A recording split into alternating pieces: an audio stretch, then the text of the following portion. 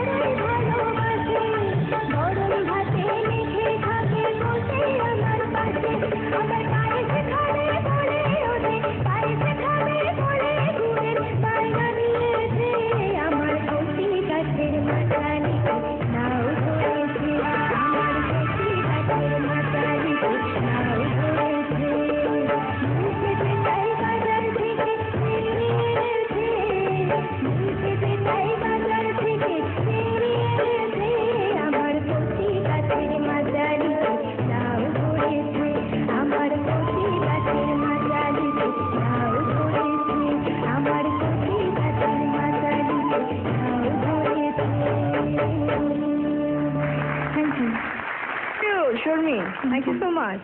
ফিরে এলাম বিরতির পর। আপনারা দেখছেন আপনাদের প্রিয় অনুষ্ঠান এত সুর আর এত গান তৃতীয়। D1 গ্রুপে চারজনের কাছে আপনারা শুনেছেন লোকগান। এখন সেই চারজনের গান কেমন লাগলো আমাদের দুই মাননীয় বিচারকের, সেটা আমরা এখন শুনবো। প্রথমে শ্রাবন্তী দি, কেমন লাগলো প্রথম প্রতিযোগী সুমন্তীর গান? ভালো লেগেছে। সুরে গাইবে, গান গাইতে গেলে তো সুরে গাইতেই হবে, সেটা নিয়ে আমি আর বলছি না। ভালো এক্সপ্রেশন। খালি আমার মনে হচ্ছে যে যদি তুমি একটু এক্সপ্রেশন, মানে স্টেজে যে দাঁড়িয়ে যে গাইবার জন্য যে এক্সপ্রেশন আমাদের লাগে, গানের বলছি না, সেইটা যদি তুমি একটু খেয়াল করো আমার মনে আরো ভালো হয়। তুমি এত বাচ্চা নিয়ে এত সুন্দর দেখতে, এত সুন্দর সুন্দর লাগছিল। আর একটা হচ্ছে যে যেমন কেউ চাষিরে মাটি দলে দলে বাইয়া আমার ভাইজান রে কইও নায়র মতো বইলা তোরা কে যা কে যা। তবে বছর খানিক হয়ে যাবে গেল রে ভাইয়ের দেখা পাইলাম না পাইলাম না। এই যে ছোট্ট ছোট্ট যেগুলো যখন গান তুলবে, কারণ আমরা যখন অন্যের গান করি চেষ্টা করি সেরকম যতটা পারা যায়। আর কি জানো তো, এই গানের যত তুমি ওই গান শুনবে বা ওইভাবে করার চেষ্টা করবে, তোমার নিজের মধ্যেই দেখবে ওটা আরো অনেকখানি অন্যরকম ভাবে বসে যাবে মাথায়। সুতরাং আমার মনে হয় যে তুমি যেহেতু এত ভালো সুন্দর করে গিয়েছো, তুমি এটা ডেফিনেটলি তুমি নেক্সট টাইম যখন তুলবে ভালো করে শুনবে করবে, নিশ্চয়ই থেকে অনেক অনেক আরো ভালো হবে। আমি তোমাকে আজ সৌম্যদা, কেমন লাগলো সুমন্তীর গান? ফোকের যে ভাবনাটা, মানে ওই ফোকের যে স্টাইল অফ সিঙ্গিং, সেইটা একটু ভালো হলে ভালো, তবে খুব ভালো গিয়েছো। মানে ওভারঅল খুব ভালো, আমার খুব ভালো লেগেছে।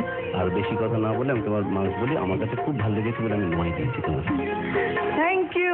দ্বিতীয় প্রতিযোগী স্পন্দনের গান কেমন লাগলো শ্রাবন্তী দি? আমারও বলবো সুরে তো গিয়েছো নিশ্চয়ই, কিন্তু আমার আরো ভালো লাগতো যদি তুমি তোমার নিজের গলায় গাইতে। জানি না এটা কার গান, আমি শোনা শোনা মনে হচ্ছে, কিন্তু আমি ঠিক জানি না গানটা। যাই হোক না কেন, মনে হচ্ছে তুমি জানো তার গায়িকাটা চেষ্টা করেছো সেইভাবে গাইবার।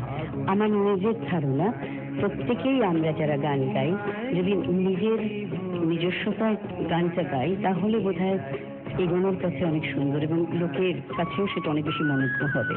কেন যে নিজস্বতা না থাকলে কিন্তু অমুকের মতো হবে, কিন্তু তুমি কেন তোমার মতো হবে না, এইটা আমার বক্তব্য তোমার ব্যাপারে। তোমার স্টেজে তুমি ভালো গানানো সব ঠিক আছে, খুব সুন্দর হেসে হেসে গান করেছো, কিন্তু পিঠটা কেন পুজো হবে? তুমি একটা বাচ্চা ছেলে সোজা কেন দাঁড়াতে পারবে না? দেখো তো এখন আমরা কত সোজা, তোমার পিঠটা কেন এরকম সেটা আমি খুব লক্ষ্য করেছি। চেষ্টা করবে সোজা হয়ে গেছে। আমি তোমাকে সাথ দিচ্ছি। Thank you শ্রাবন্তীদি। সৌম্যদা, কেমন লাগলো আপনার?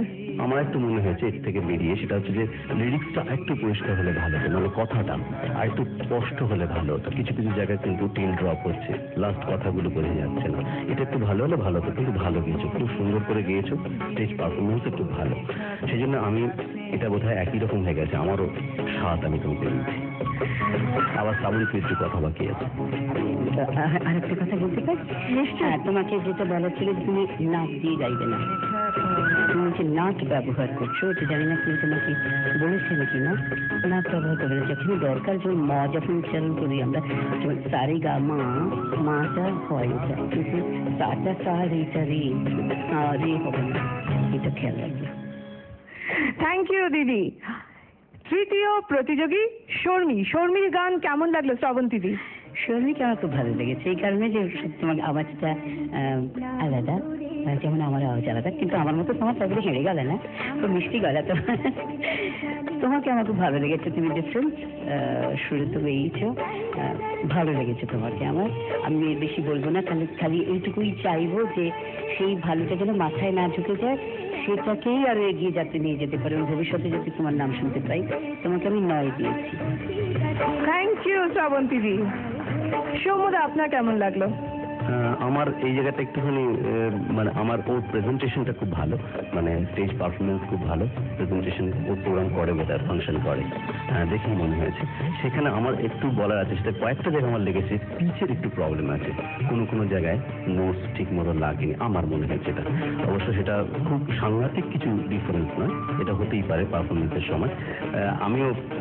আমারও বেশ ভালো লেগেছে, আমি তোমাকে 7 দিয়েছি। Thank you সৌম্যদা। সর্বরীর গান কেমন লাগলো শ্রাবন্তীদি? সর্বরীর আমার মনে হয়েছে তুমি যে গানটা চুজ করেছো সেইটা হয়তো তোমার জন্য অনেক বেশি কঠিন ছিল, আর তোমার পিচিং ঠিক ছিল না, আর এক্সপ্রেশন কম লেগেছে আমার কাছে।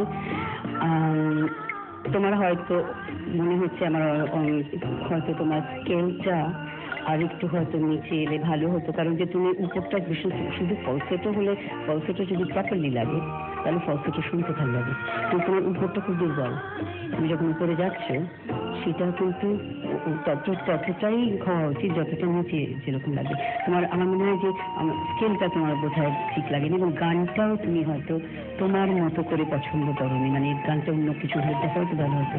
তাই জন্য আমি মানে আমার কাছে একটু দুর্বল লেগেছে, হয়তো নিশ্চয়ই আশা করবো ভবিষ্যতে এটা তুমি ইমপ্রুভ করবে। আমি 6 দিয়েছি।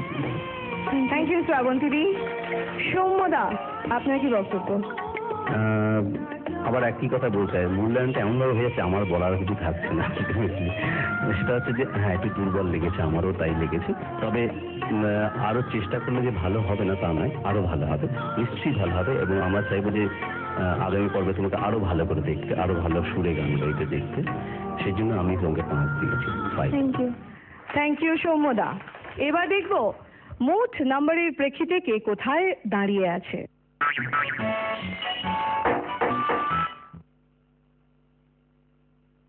প্রথম জন সুমন্তী পেয়েছে মোট 17,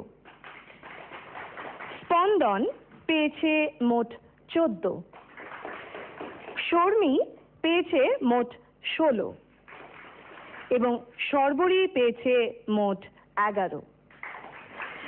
আমাদের মাননীয় 2 বিচারক খুব সুন্দর করে আমাদের এই 4 প্রতিযোগীকে বুঝিয়ে দিয়েছেন কোথায় কাকে কোন জায়গাটায় ইমপ্রুভ করতেই হবে। মিউজিক থেরাপির মধ্যে দিয়ে নাকি মানুষের নানান রকম রোগ মুক্তি ঘটে। আজকে আপনাদের বা আমাদের নানান রকম রোগ মুক্তি ঘটলো কিনা জানি না, তবে চাপ মুক্তি নিশ্চয়ই ঘটেছে। কিন্তু আজকে আমাদের সময় একেবারেই শেষ, তাই এখানেই আমাদের বিদায় দিতে হবে। আপনাদের সাথে আবারও দেখা হবে আগামীকাল। ততক্ষণ পর্যন্ত আপনারা সবাই খুব ভালো থাকুন, সুস্থ থাকুন, আনন্দে থাকুন। আগামীকাল দেখা হচ্ছে। নমস্কার।